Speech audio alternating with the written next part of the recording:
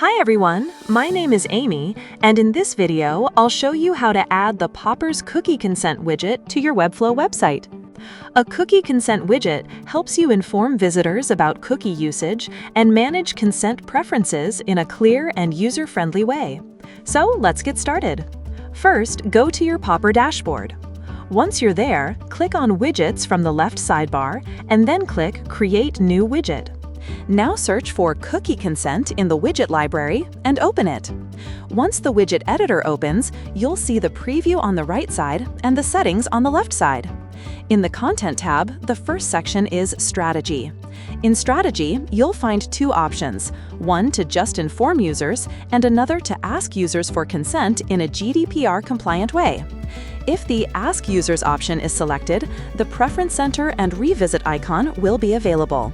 In the Content section, you can edit the main message. You can also change or disable the cookie icon.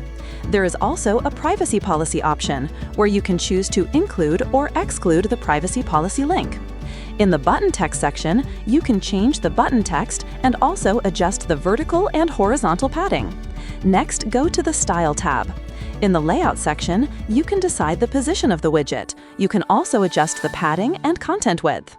In the Color section, you can change the background color, text color, and confirm button color and text. In the Typography section, you can change the font size.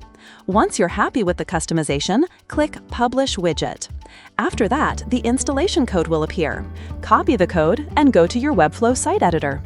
Inside the editor, add a code embed block, then paste the installation code into it and click Save and Close.